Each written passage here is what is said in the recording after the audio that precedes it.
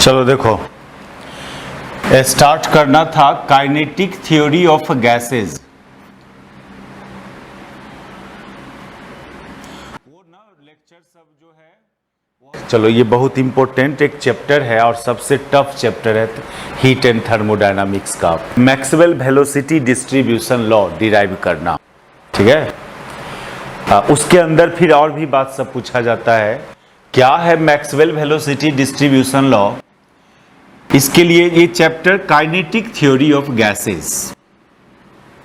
तो gaseous system के लिए कुछ बात एज्यूम किया गया है और लगभग जितने भी फॉर्मूला डिराइव किया गया अबाउट गैसियस सिस्टम, उसमें गैसियस मोलिक्यूल के बारे में कुछ एजम्पशन किया गया था, ठीक है।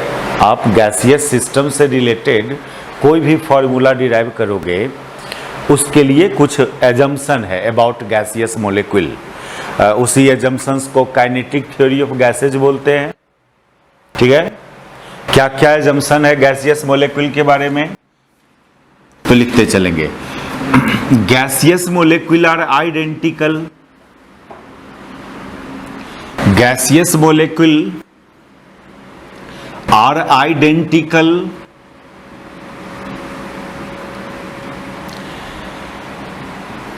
the mass of each molecule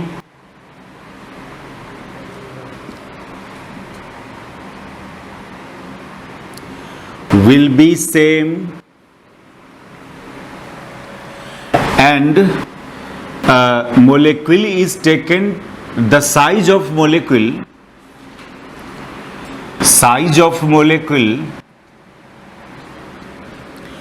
are negligible।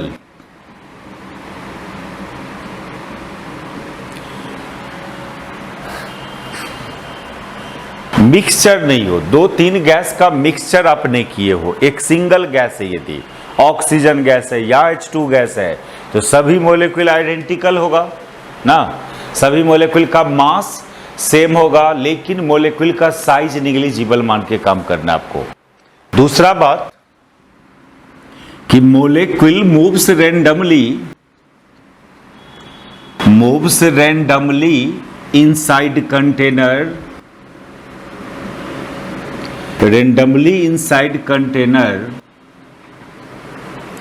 Three dimensionally.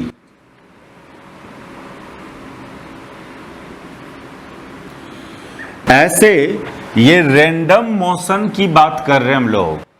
Gaseous molecule का मोशन को रैंडम बोल रहे हैं, इसका बहुत बड़ा मीनिंग है ये रैंडम मोशन का। इसके अंदर बहुत बात आता है, सबको अभी हम लोग पॉइंट आउट करेंगे।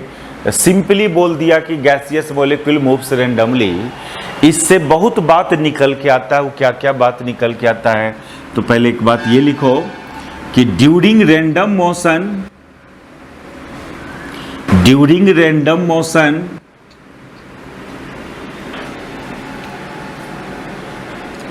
molecule collides with each other and also with the wall of container,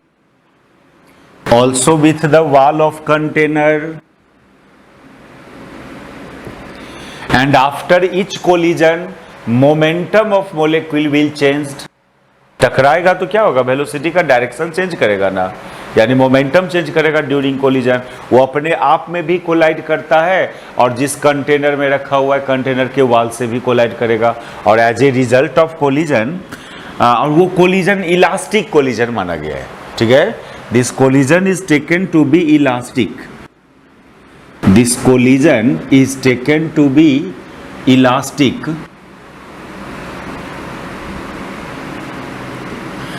and as a result of collision their momentum will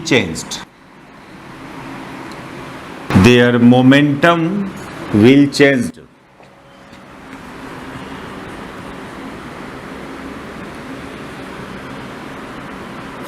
अगला बात कि molecule may have velocity या speed, may have a speed lying between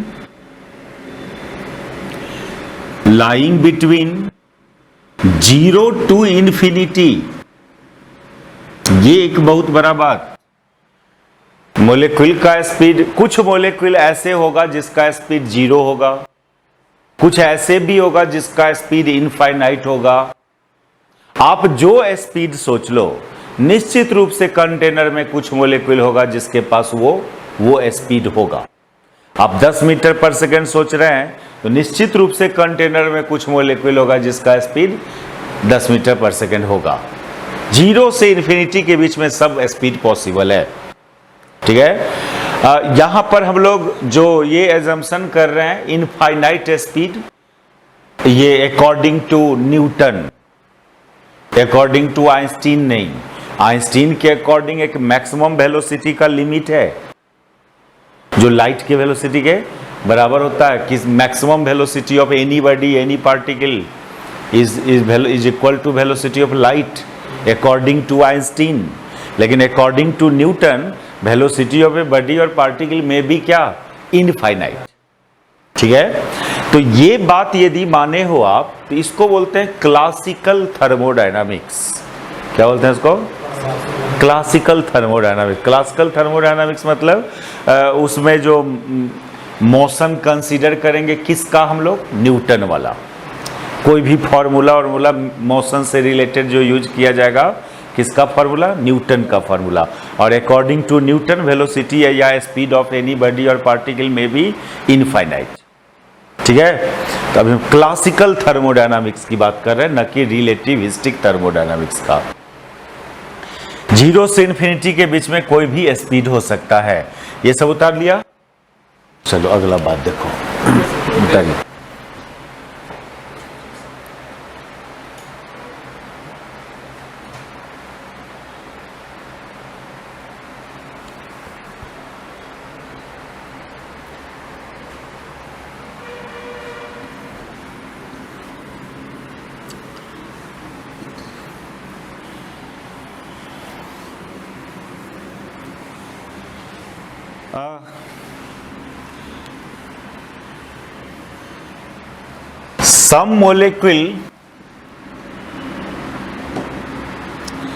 Some molecule may have only x component of velocity, x component of velocity. Some may have only y component, only z component, x and y component. Also some molecule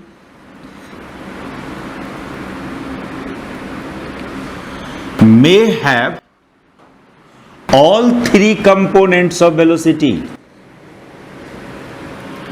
All 3 component of velocity, बहुत बड़ा बात ये random motion के अंदर ये एक बात देखो। 12 लेवल तक 11 लेवल में जब thermodynamics kinetic theory of gases की बात करते हैं, सिंपली ये लाइन लिख के हम लोग आगे बढ़ जाते हैं, molecule moves randomly inside container. उसमें समझाने के लिए इतना खाली बोल दिया जाता है कि रैंडम मोशन का मतलब कोई इधर जा रहा है तो कोई उधर जा रहा है, कोई इधर आ रहा है, कोई फिक्स्ड डायरेक्शन नहीं है किसी का। इतना बात बोल के नहीं, इतना ही बात नहीं है रैंडम मोशन के अंदर। रैंडम मोशन के अंदर एगो अभी स्पीड वाला बात किया हम लोग कि 0 से इन्फिनिटी के बीच में सब स्पीड पॉसिबल है, वो बात भी आता है। ये बात क्या कर रहे हैं हम लोग, ये बात क्या कर रहे हैं, ये कर रहे हैं उस कंटेनर में कुछ मोलेक्यूल ऐसा होगा जो ओनली एक्स डायरेक्शन में जा रहा होगा, उसका वेलोसिटी में ओनली एक्स कंपोनेंट होगा। कुछ ऐसे भी होगा जिसमें only Y component of velocity होगा, कुछ ऐसे भी होगा जो कोई 2 कंपोनेंट ऑफ वेलोसिटी हो, कुछ ऐसे भी हो जिसमें तीनों कंपोनेंट। ठीक है, ये सब बात आ जाता है रैंडम मोशन के अंदर। एक बात और इसमें, एक और इंपॉर्टेंट बात कि when gaseous system will be in equilibrium, when gaseous system will be in equilibrium, अब ये बात क्या हुआ, जब गैसियस सिस्टम को इक्विलिब्रियम में होगा। गैसियस सिस्टम, इसका क्या मतलब, गैसियस सिस्टम को इक्विलिब्रियम में होने का मतलब होता है कि उसका टेम्परेचर चेंज नहीं कर रहा हो, उसका प्रेशर में चेंजिंग नहीं हो रहा हो, उसका वॉल्यूम चेंज नहीं कर रहा हो, कोई भी जो एक्सटर्नल क्वांटिटी है उसमें चेंजिंग नहीं हो रहा हो, उसका मास चेंज नहीं कर रहा हो, तो बोलेंगे गैसियस सिस्टम इक्विलिब्रियम में है। ठीक, कोई एक्सटर्नल चीज में चेंजिंग आप नहीं कर रहे हैं, ना टेम्परेचर, प्रेशर, वॉल्यूम।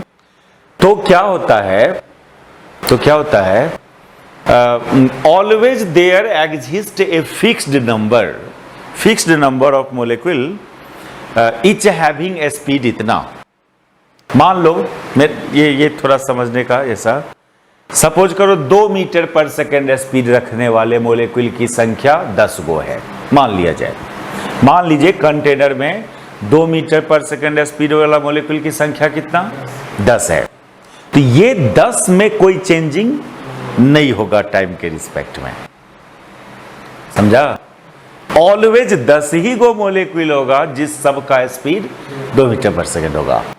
कहोगे ऐसा कैसे हो सकता है, आप अभी बोला कि मोलिक्यूल कोलाइड कर रहा है, ड्यूरिंग कोलिजन उसका स्पीड में चेंजिंग हो रहा होगा, तो कैसे हमेशा 10 गो मोलिक्यूल में 2 मीटर पर सेकेंड रहेगा। नहीं, मान लो उस 10 गो में से 3 गो मोलिक्यूल टकरा के अपना स्पीड को चेंज कर लिया, तब 7 गो मोलिक्यूल में 2 मीटर पर सेकेंड होना चाहिए ना। ठीक है, कंटेनर के अंदर कहीं पर 3 मोलिक्यूल 2 मीटर पर सेकेंड से चेंज कर ले रहा है वेलोसिटी को, तो कहीं ना कहीं उतने ही नंबर ऑफ मोलिक्यूल में फिर से 2 मीटर पर सेकेंड आ भी जा रहा होगा। क्या समझा? इसलिए उस 10 में कोई चेंजिंग नहीं होगा। इसमें से जितना मोलिक्यूल सीज करेगा 2 मीटर पर सेकेंड, उतने ही मोलिक्यूल कहीं पर एक्वायर भी कर लेगा 2 मीटर पर सेकेंड। तो ये एक बात है यहां पर, when gaseous system will be in equilibrium, then always there exist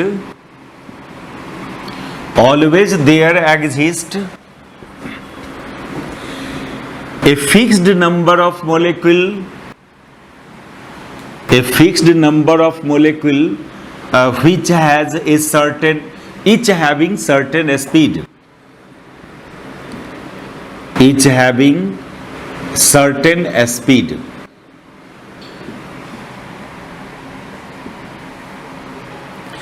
इसका एग्जाम्पल हम बात किया कि मान लो अपने पास 10 गो मोलिक्यूल है, each having a speed 2 metre per second, तो इस नंबर में कोई चेंजिंग नहीं होगा, ये फिक्स्ड नंबर होगा। हो सकता है इसमें से 2 गो मोलिक्यूल चेंज कर लिया हो अपना स्पीड को, तो 2 गो आ भी गया होगा, 2 गो मोलिक्यूल में उतना हो भी गया होगा। ठीक है, और भी बात सब है काइनेटिक थ्योरी ऑफ गैसेज में, लेकिन वो इतना इंपॉर्टेंट बात नहीं है।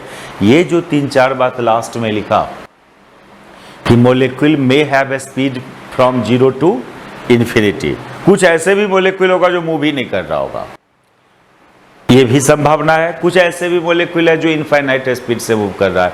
ये जो लास्ट 3 बात लिखे हैं, ये काइनेटिक थ्योरी ऑफ गैसेज में का मेन चीज है। अब यहां से अब बात करते हैं हम लोग मैक्सवेल डिस्ट्रीब्यूशन लॉ। अब कभी आपको मिलेगा Maxwell speed distribution law, Maxwell velocity distribution law, Maxwell energy distribution law, Maxwell momentum distribution law, है ना। ये सब हम लोग यहां पर मैक्सवेल स्पीड या वेलोसिटी डिस्ट्रीब्यूशन लॉ या speed distribution law and energy distribution law, इतने बात को देखेंगे। ठीक है, तो पहली बात ये डिस्ट्रीब्यूशन लॉ क्या चीज है और मैक्सवेल का डिस्ट्रीब्यूशन लॉ क्या है। उतरिए तो डायरेक्ट अपना एक क्वेश्चन यहां पर आ जाता है और मेन क्वेश्चन है लॉन्ग क्वेश्चन है, इस चैप्टर का मेन क्वेश्चन यही है, वो है मैक्सवेल स्पीड या वेलोसिटी या एनर्जी डिस्ट्रीब्यूशन लॉ। मैक्सवेल, अब यहां पर वेलोसिटी की बात कर सकते हो, स्पीड की बात कर सकते हो, एनर्जी की बात, ऐसे मोमेंटम की भी बात होता है, मैक्सवेल मोमेंटम डिस्ट्रीब्यूशन लॉ। लेकिन हम लोग इतने डिस्ट्रीब्यूशन लॉ पढ़ेंगे, डिस्ट्रीब्यूशन लॉ।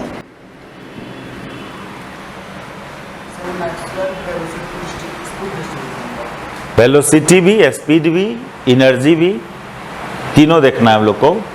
पहले वेलोसिटी वाला देखेंगे, फिर ये सब बात करेंगे। डिस्ट्रीब्यूशन लॉ का मतलब आगे भी सेमेस्टर 6 में ब्लैक बॉडी रेडिएशन पढ़ेंगे, वहां पर प्लैंक्स डिस्ट्रीब्यूशन लॉ पढ़ोगे, वहां विन्स डिस्ट्रीब्यूशन लॉ पढ़ोगे, रेलिग जीन्स डिस्ट्रीब्यूशन लॉ पढ़ोगे। सेमेस्टर 6 में ही स्टैटिस्टिकल थर्मोडायनामिक्स है, उसी का ये पेपर पोर्शन सब है, रेडिएशन। ये जो अभी देख रहे हैं ये क्वेश्चन सेमेस्टर 6 में भी पढ़ना है। स्टैटिस्टिकल मैकेनिक्स एक पेपर है वहां, उसके अंदर ये एकदम सेम क्वेश्चन, यही गैसियस सिस्टम होगा, इसी गैसियस सिस्टम के लिए सब काम वहां भी करना है। अभी जो थर्मोडायनामिक्स पढ़ रहे हो उसमें जो कुछ फॉर्मूला सब आप डिराइव करेंगे, वही उसमें से कुछ फॉर्मूला सब वहां भी डिराइव करना है, लेकिन मेथड अलग होगा, समझे? मेथड टोटली अलग होगा। वहां पर स्टैटिस्टिकल मेथड से यही सब फॉर्मूला डिराइव करना है, सेम सिस्टम का, यही मैक्सवेल वेलोसिटी डिस्ट्रीब्यूशन लॉ वहां भी बात करेंगे, वहां भी डिराइव होगा ये सब बात। तो ये डिस्ट्रीब्यूशन लॉ कॉमनली क्या चीज है? डिस्ट्रीब्यूशन लॉ का मतलब होता है, लॉ मतलब कोई स्टेटमेंट नहीं है, यहां एक फॉर्मूला है। क्या है? एक फॉर्मूला है जिसका नाम है डिस्ट्रीब्यूशन लॉ। वो फॉर्मूला किस चीज के लिए है? तो कोई चीज का नंबर के लिए, वो कोई चीज का नंबर, संख्या के लिए है। अब जैसे बात करें कि गैस कंटेनर में बहुत मोलिक्यूल्स है, लेकिन कितने मोलिक्यूल है कंटेनर में जिस सब का एनर्जी 2-2 जूल है?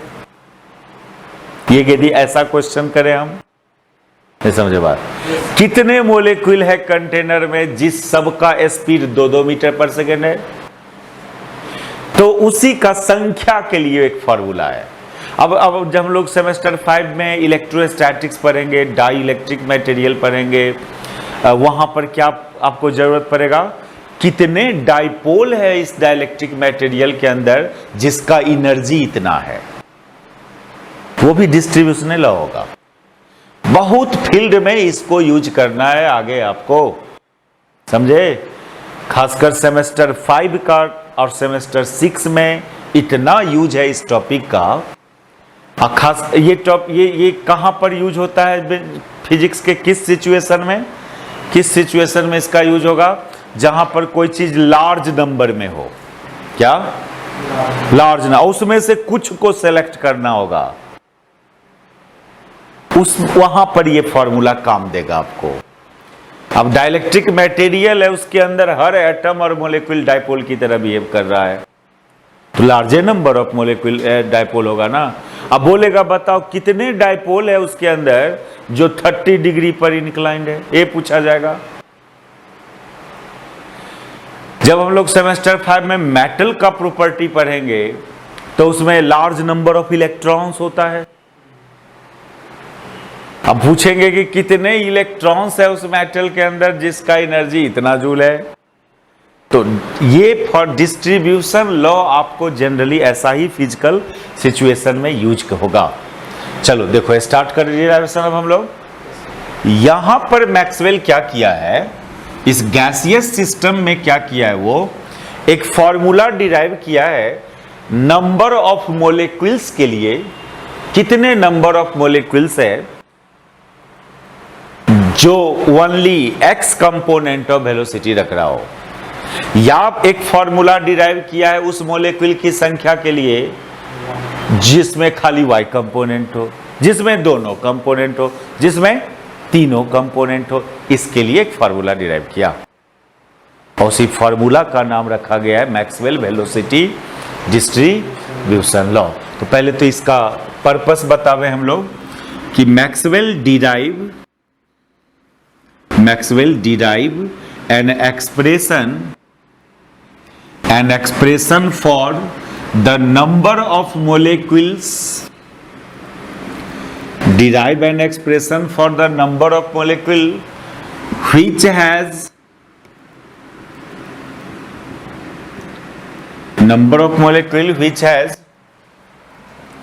फर्स्ट में क्या only x component of velocity.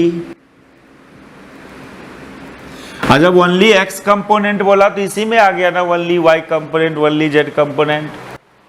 अरे जो फॉर्मूला ओनली x कंपोनेंट का वही फॉर्मूला ओनली, खाली बस अंतर क्या होगा, vx की जगह vy डाल देंगे और क्या, फॉर्मूला का फॉर्म थोड़ी चेंज करेगा, है ना।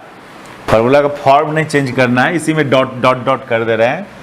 दूसरा has all three component of velocity या दो component of velocity, all three component of velocity.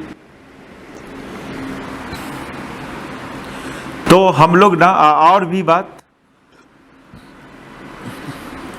ये एनर्जी वाली बात भी यहां पर करेंगे, स्पीड की भी बात करेंगे।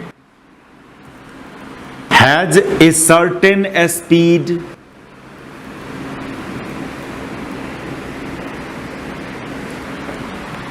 और सर्टेन एनर्जी, यानी कितने मोलेक्यूल है जिस सब का स्पीड इतना है, जिस सब का एनर्जी इतना है, इसके लिए एक फार्मूला डिराइव किया। हम लोग यहां पर ये चलते हैं डिराइव करने, ये वाला ऐसे कोई पार्टिकुलर नाम नहीं लेगा एग्जाम के क्वेश्चन में, सिंपली बोलेगा derive Maxwell velocity distribution law. अब कोई एक कंपोनेंट वाला वेलोसिटी डिस्ट्रीब्यूशन लॉ डिराइव करे या तीनों कंपोनेंट वाला, हम लोग ये तीनों कंपोनेंट वाला डिराइव करते हैं। इसको डिराइव करने से स्पीड वाला अपने आप आ जाएगा, एनर्जी वाला अपने आप आ जाएगा आपको, क्योंकि स्पीड जो होता है वो बराबर, पहले तो वेलोसिटी होता है vxi plus vy, j plus vz के बराबर होता है ना वेलोसिटी का फार्मूला, जिसमें तीनों कंपोनेंट हो। इसी का मैग्नीट्यूड कर देंगे तो स्पीड हो जाएगा ना, इसी का मैग्नीट्यूड कर लोगे तो स्पीड हो जाएगा क्या। जब स्पीड आ गया तो एनर्जी भी तो आ जाएगा, काइनेटिक एनर्जी हाफ mv²।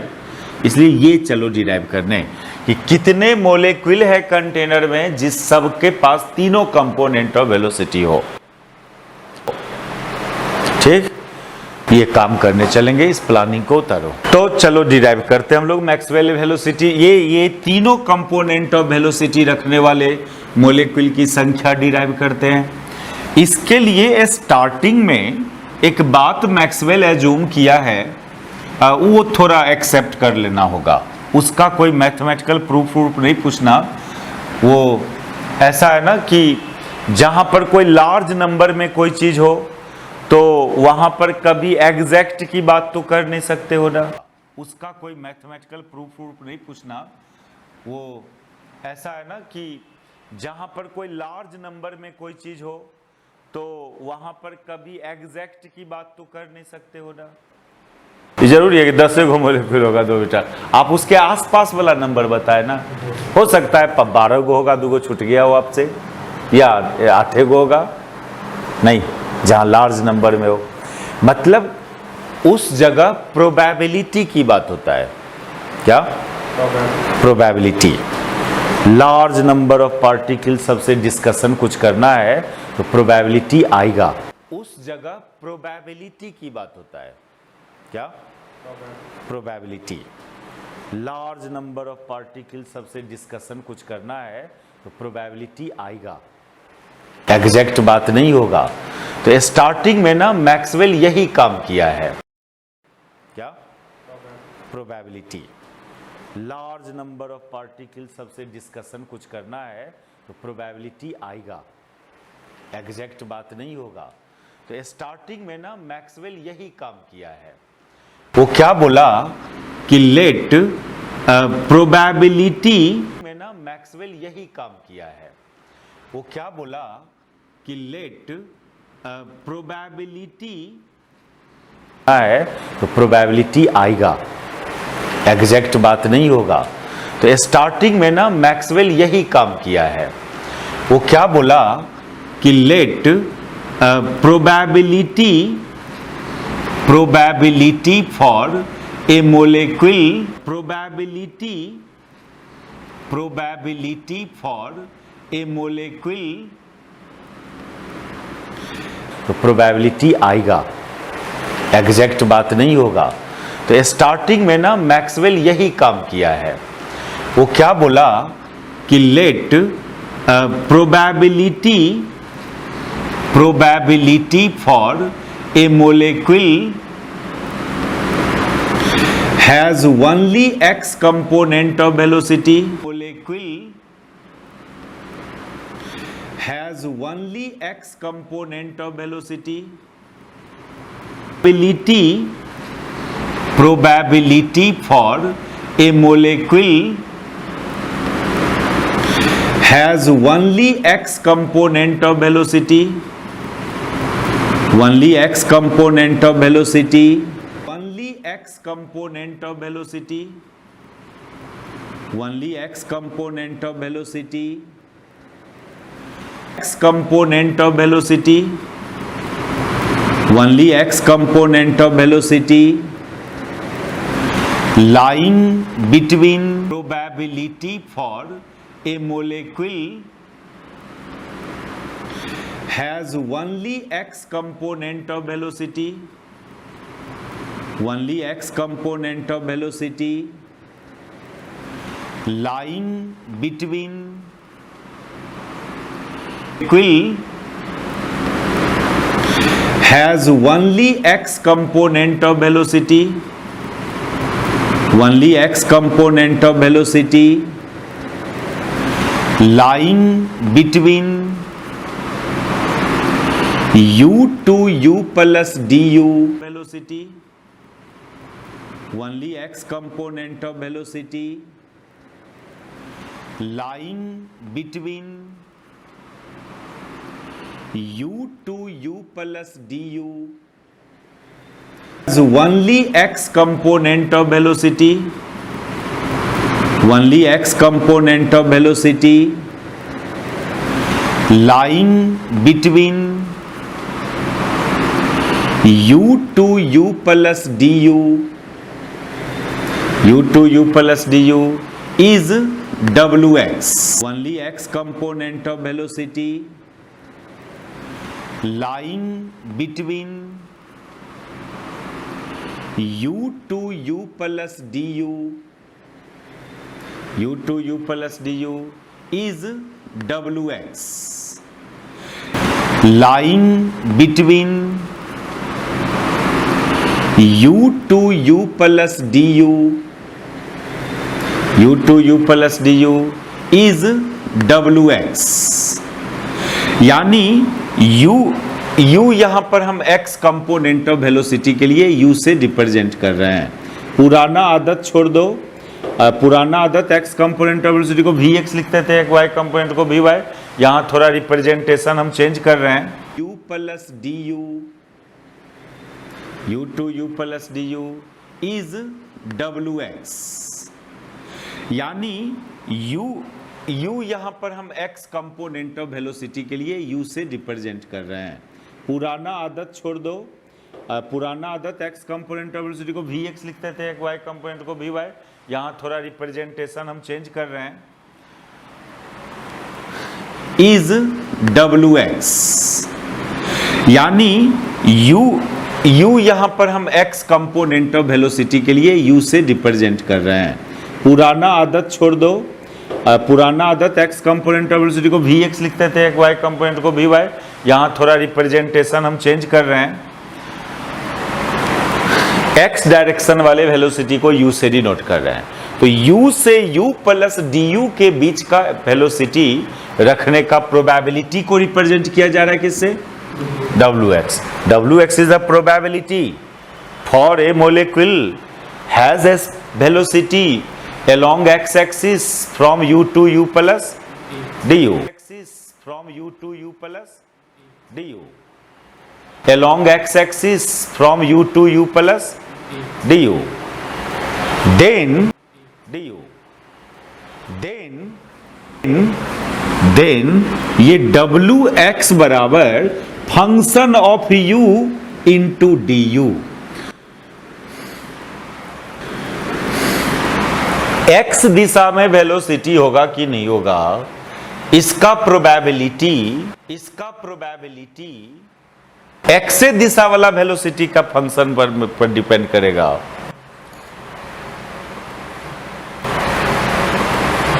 वो एक एग्जाम्पल पिछला क्लास में भी या अभी एक फिर से उस एग्जाम्पल को याद दिलाते हैं।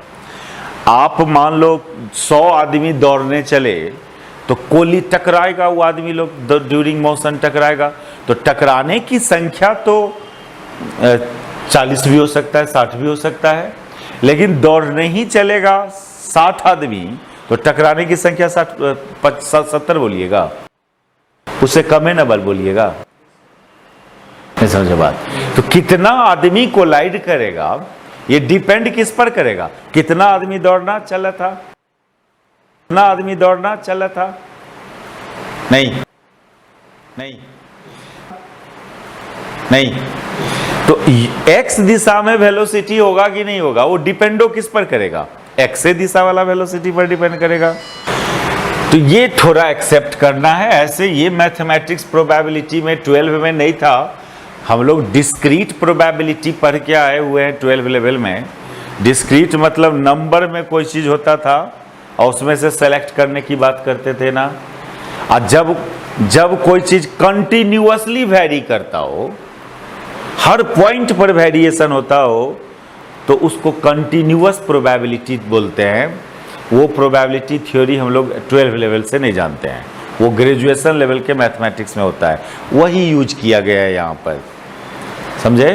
यहाँ पर वो प्रोबेबिलिटी यूज किया जा रहा है, कंटिन्यूअस प्रोबेबिलिटी, जो थ्योरी आपके माइंड में पहले से नहीं है। बस खाली एक्सेप्ट करना है कि इतना, चलो ठीक है ये होता है, एक्स दिशा वाला वेलोसिटी का प्रोबेबिलिटी ये। Similarly the probability for A molecule, the probability for a molecule having velocity like having y component of velocity, having y component of velocity lying between v to v plus dv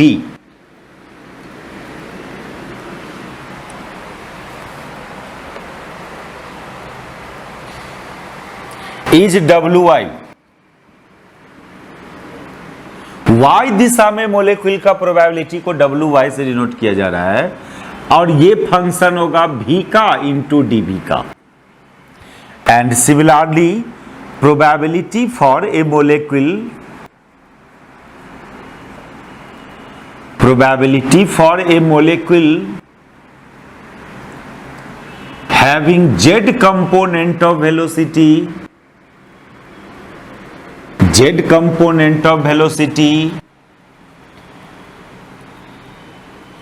lying between w, small w to w plus dw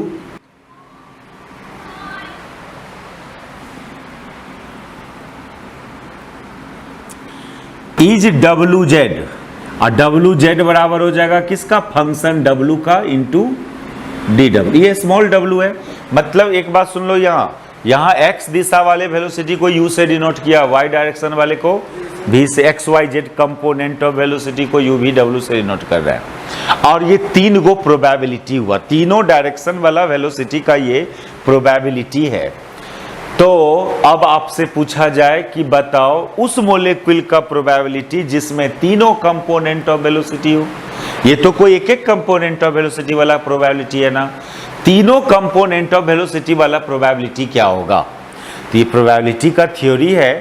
total probability निकालना हो तो individual probability को multiply किया जाता है, ना कि add ply किया जाता है, ना कि ऐड प्रोबेबिलिटी को मल्टीप्लाई किया जाता है, ना कि ऐड। समझे? प्लाई किया जाता है, ना कि ऐड। समझे? ये प्रोबेबिलिटी कंसेप्ट है। टोटल प्रोबेबिलिटी में मल्टीप्लाई करना।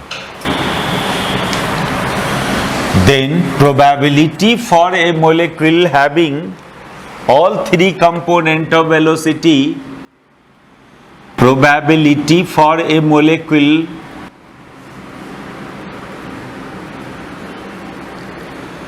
having all three component of velocity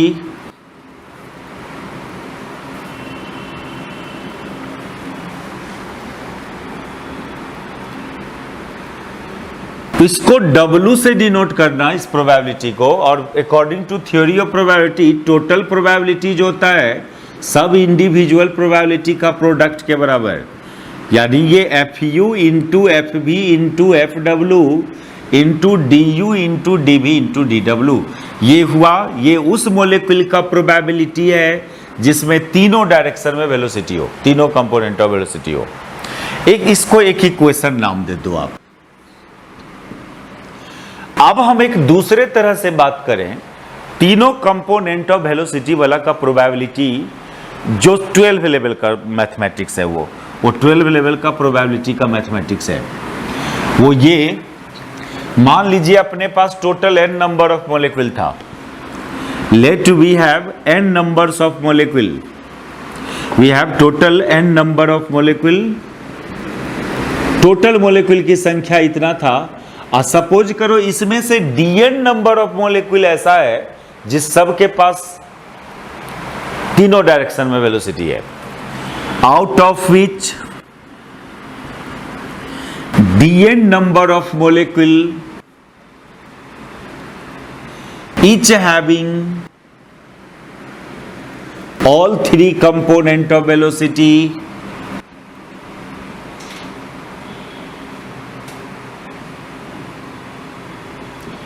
each having all three component of velocity। जैसे ऐसा है ना कि 10 गो बॉल है जिसमें से 4 गो बॉल रेड है, तो बोले कोई आदमी रेड बॉल का प्रोबेबिलिटी बताओ तो कितना, 4/10 वही हुआ। Then probability for a molecule having all three component कितना, dn/n। समझे बात? ठीक है ना, dn/n। क्यों? इतना टोटल था, इसमें से इतना मॉलिक्यूल में तीनों कंपोनेंट है, तो तीनों कंपोनेंट का प्रोबेबिलिटी dn/n होगा। Then probability for a molecule, probability for a molecule has all three component of velocity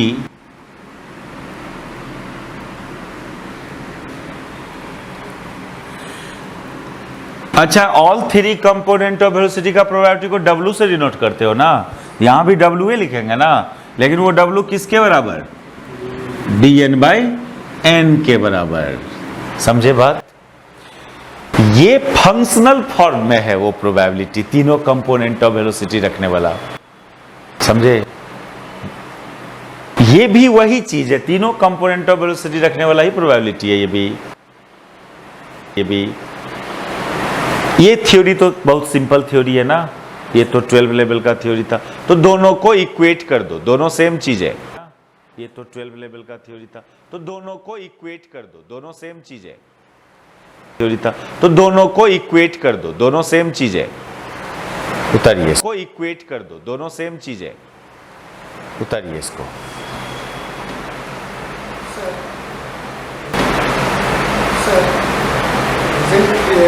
x Y component इसको हम लोग डिनोट किए हैं W से। हाँ, U भी W से। ये तीनों कंपोनेंट ऑफ वेलोसिटी वाले रखने वाला का प्रोबेबिलिटी है। ये simply x component of velocity का प्रोबेबिलिटी तो WX था, तीनों को गुना कर दिया, टोटल प्रोबेबिलिटी में मल्टीप्लाई होता है।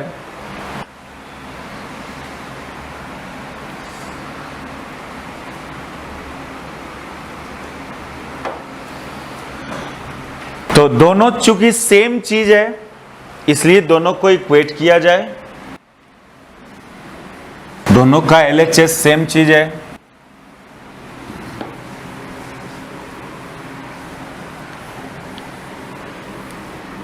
Thus from 1 and 2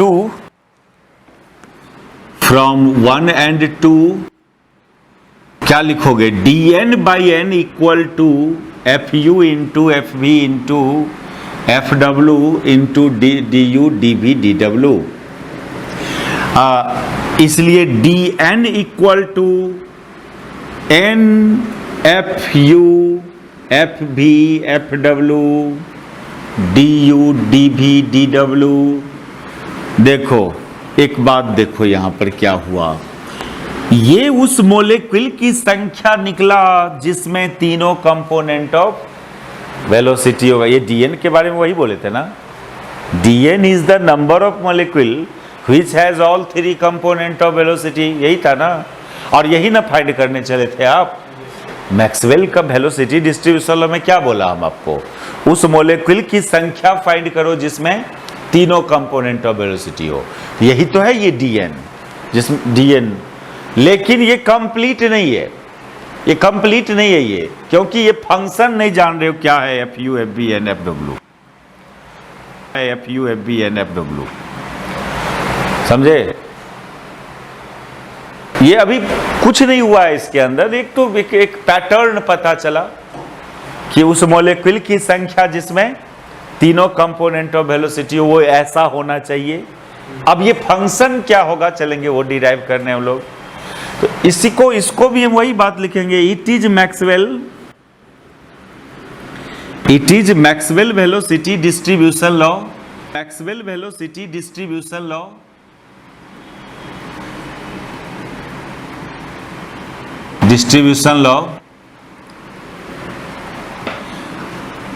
लेकिन ये आप अभी कुछ नहीं हुआ है, इसमें 5% काम नहीं हुआ है अभी तक।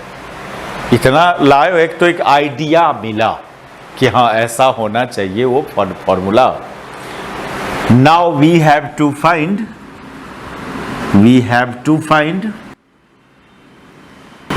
FU, FV एंड FW, ये चलना पड़ेगा फाइंड करने के लिए,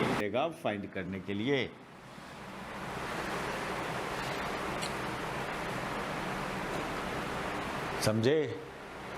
तो इसके लिए क्या सब होगा बात अब यहां देखा जाए। इसके लिए क्या सब काम करेंगे हम लोग, कुछ नया बात सब करना होगा। सब मिटा दें इसको, चलो उतारो। किसी भी सिस्टम के बिहेवियर को आप स्टडी करने चले हो मैथमेटिकली कि ज्योमेट्रिकली। बहुत जगह ऐसा होता है ना, कुछ मैथमेटिक्स फॉर्मूला ज्योमेट्री से लाते हैं आप ना, या मतलब मैथमेटिकल बात करें तो ऐसा होता है कि आपके पास यदि फंक्शन है तो उसका ग्राफ ड्रॉ करते हो, या आपके पास ग्राफ है तो उसका फंक्शन फॉर्म करते हो। नहीं, तो फंक्शनली एनालाइज करना यानी मैथमेटिकल डिस्क्रिप्शन हुआ, ग्राफिकली यानी ज्योमेट्रिकल डिस्क्रिप्शन हुआ उसी चीज का। हम लोग अभी इस गैसियस सिस्टम का जो बिहेवियर जानेंगे, स्टडी करेंगे ज्योमेट्रिकली। कैसे? ज्योमेट्रिकली कुछ बात कंसिडर, वहां से फॉर्मूला डिराइव होगा। वो क्या ज्योमेट्रिकली बात करना है वो सुनिए। तो कंटेनर में जब मॉलिक्यूल होता है तो क्या बात दिखता है आपको, क्या होता है एक्चुअली? दूगो बात तो होता होगा, मॉलिक्यूल अपना पोजीशन चेंज कर रहा होगा और मॉलिक्यूल कोलाइड करके अपना मोमेंटम चेंज कर रहा होगा। ये दो बात में कोई प्रॉब्लम? ये तो कोई भी बच्चा भी बोलेगा हाँ यहां से वहां जा रहा है, टकरा रहा है। पोजीशन एंड मोमेंटम मॉलिक्यूल का चेंज कर रहा होता है, समझे? ये दो चीज में चेंजिंग होना, इसी से सब कुछ निकल जाएगा आपके गैस का। अब गैस का टेम्परेचर चाहते हो, इसी बात से आ जाएगा। गैसियस सिस्टम से रिलेटेड कुछ भी फाइंड करोगे उसमें ये पोजीशन और मोमेंटम का ही मेन रोल होगा। यानी आप गैसियस सिस्टम के बाहरी बिहेवियर को स्टडी करने चले हो इंटरनली, माइक्रोस्कोपिकली। समझे?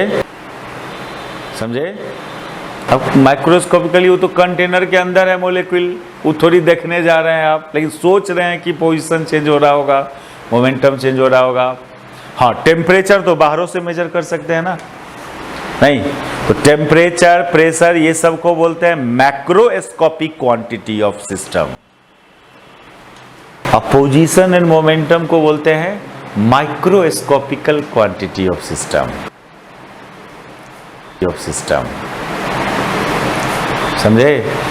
तो हम लोग को फाइंड करना है मैक्रोस्कोपिक क्वांटिटी माइक्रोस्कोपिकली। क्या आप क्या फाइंड करने जा रहे हो? मैक्रोस्कोपिक क्वांटिटी, यानी टेम्परेचर, प्रेशर, एनर्जी, ये सब फाइंड करने जा रहे हो मॉलिक्यूल का पोजीशन और मोमेंटम कंसीडर करके, यानी माइक्रोस्कोपिकली। पोजीशन और मोमेंटम माइक्रोस्कोपिक क्वांटिटी, वो तो देखने तो नहीं जा रहे, तो सिलेंडर के अंदर है। तो पोजीशन चेंज हो रहा होगा मॉलिक्यूल का और वेलोसिटी में चेंजिंग हो रहा होगा। तो हम लोग यहां पर क्या करते हैं ना, एक वेलोसिटी स्पेस कंसीडर करते हैं। Consider a velocity space. ये वेलोसिटी स्पेस का मतलब होता है कि ऐसा स्पेस जिसमें 3 एक्सिस हो, जिस तीनों एक्सिस में एक एक्सिस को U से रिप्रेजेंट करो, एक को V से और एक को W से, तो इसका नाम हुआ वेलोसिटी स्पेस। वेलोसिटी स्पेस बोलते हैं इसको। और it is a 3 dimensional space.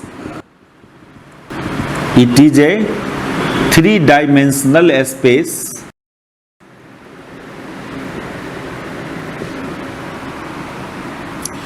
Space को कितने डायमेंशनल बोलेंगे? आप स्पेस को कितने एक्सिस में बांटे हो, उतना डायमेंशनल बोलना। समझा? ये जरूरी नहीं 3 गो एक्सिस में बांटेंगे अपने स्पेस को, 4 एक्सिस में भी बांट सकते हो, 6 एक्सिस में भी बांट सकते हो। वो 6 एक्सिस में बांटने वाला काम सेमेस्टर 6 में होगा। 6 ही नहीं, 6 n एक्सिस में बांट सकते हो। अब n इतना axis, 6n, where n is the number of molecule। अब आप समझो कितना एक्सिस होगा।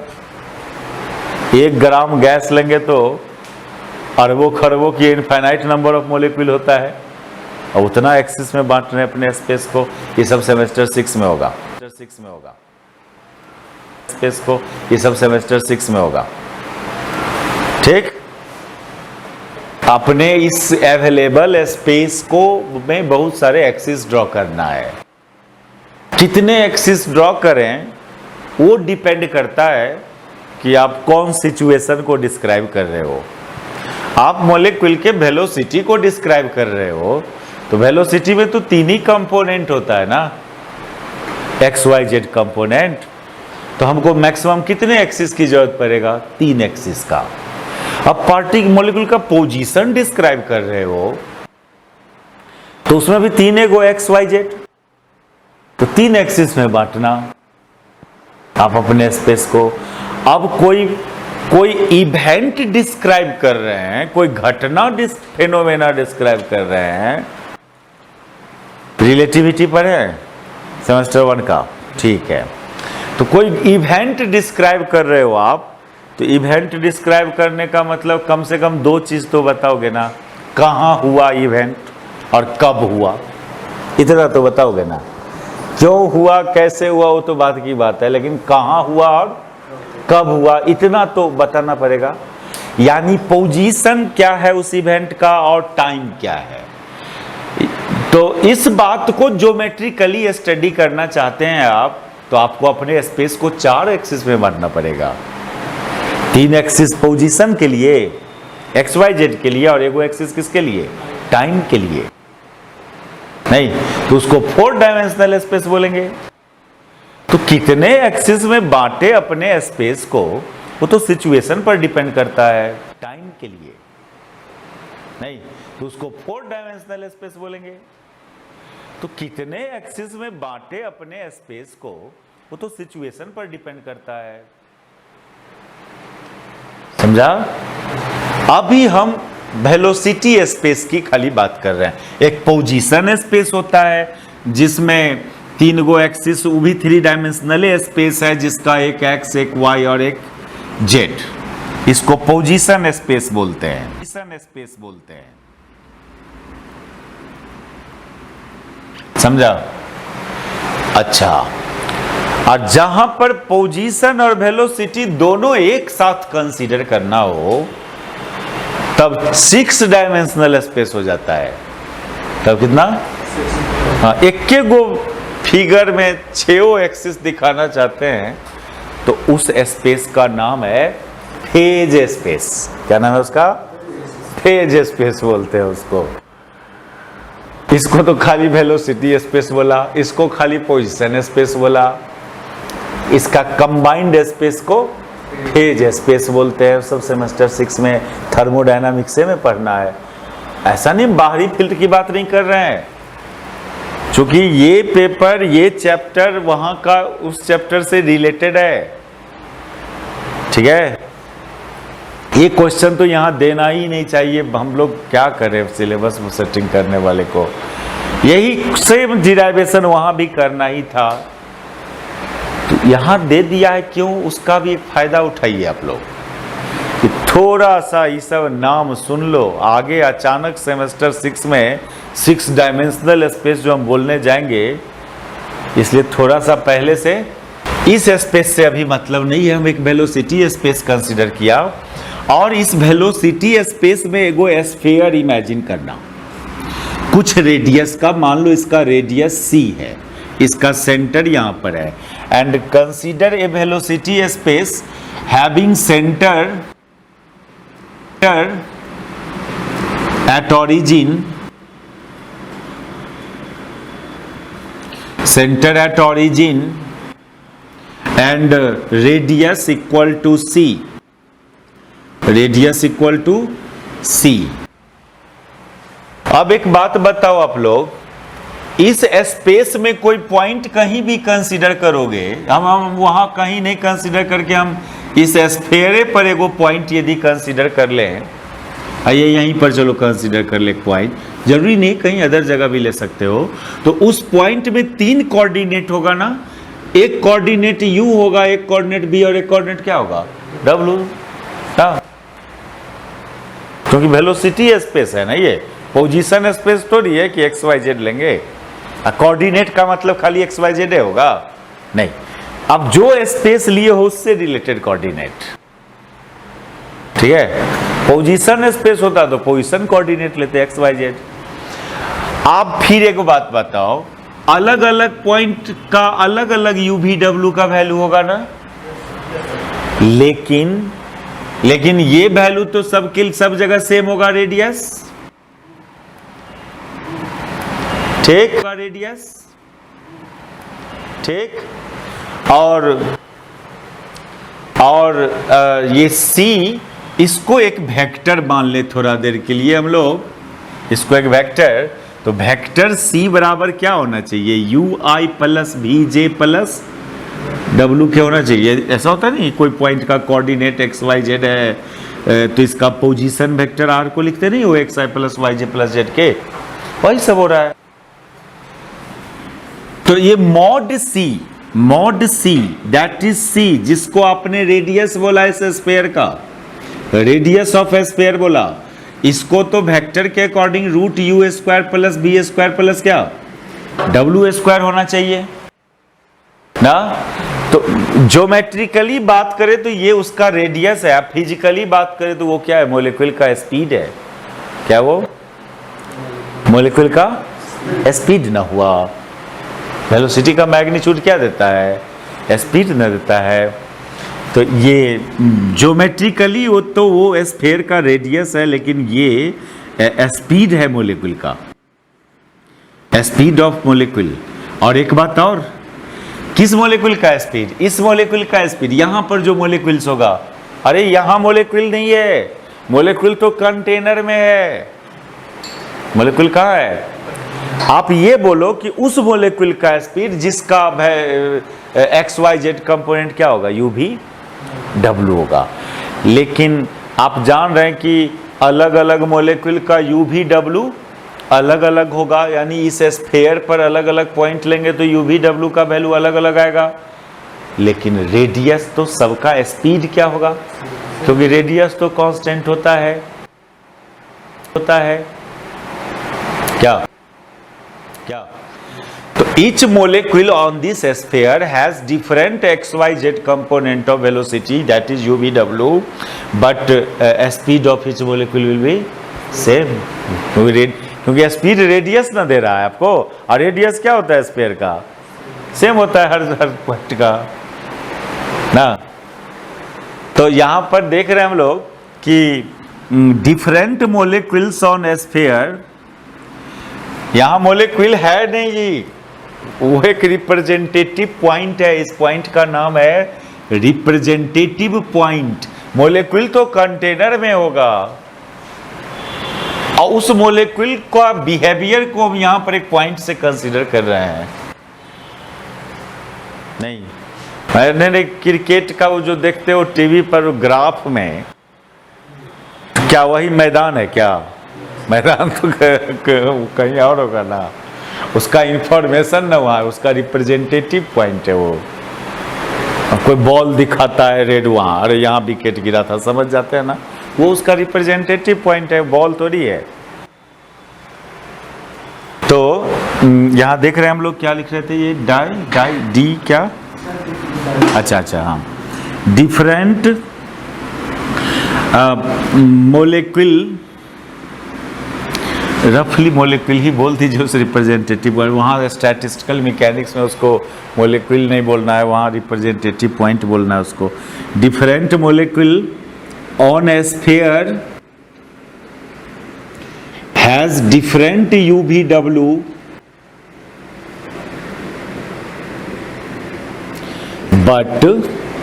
but have same speed, but have same speed